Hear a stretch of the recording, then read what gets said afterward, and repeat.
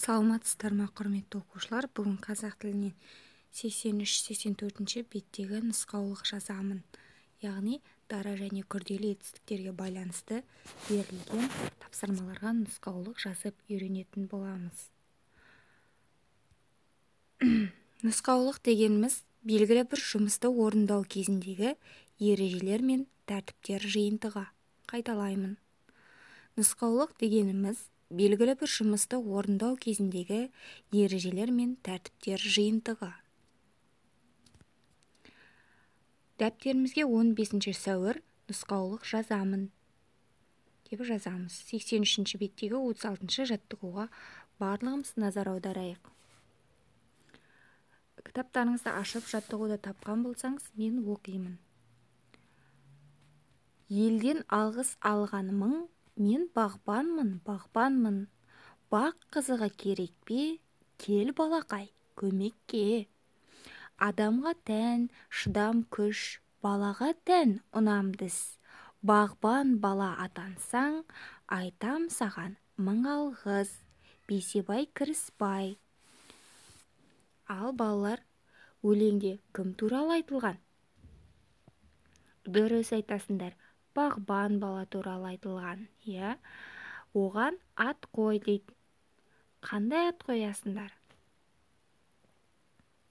Өте жақсы.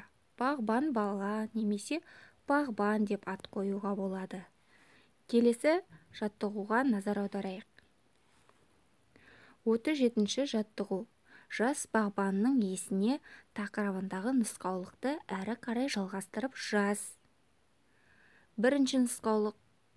Үстіне қозғалуға ыңғайлы киім ки. Бас киім киюді ұмытпа. 2. Еңбек құралдарын қалай пайдалануды үлкендерден сұрап ал. Ал балалар, сіздерге үлгі ретінде 2 нұсқаулық берілген. Сіздер әрі қарай үшеуін жазып жалғастырасыздар. Яғни жас бағбан жұмысқа кіріспес алдын нелерді есте сақтау керек? Қандай нұсқаулықтар ұсынасыздар өздеріңіз? Сол жайлы жаза кетіңіздер.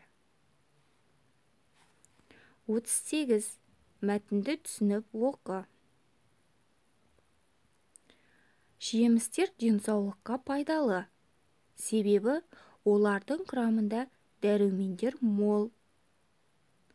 Дәрумендерге бай жемістер қатарына апельсин, мандарин, ананас жатады.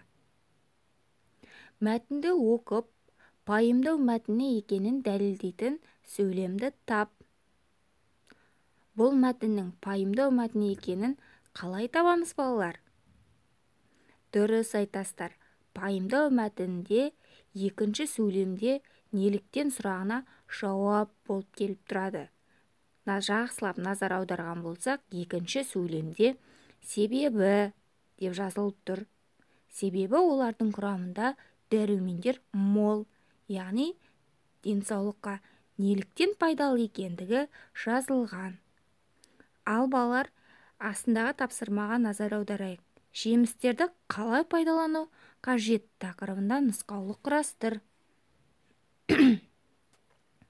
38-ші жаттығу деп, жемістерді қалай пайдалану қажет тақырыбында нұсқаулық құрастыр. Жемістерді жарамдысын іріктеп алу керек деп бірінші нұсқаулықты жазып қоямыз. Екінші және үшінші нұсқаулықты сіздер өздеріңіз жазасыздар. Осымен балалар, сіздерге берілген тапсырмалар аяқталды. Үйге тапсырма 39-ші жаттығу. 84-ші бет. Жұмбақты көшіріп жаз. Етістіктерді тауып астын сыз. Дара күрделі екенін ажырат. Сау болыңыздар балалар.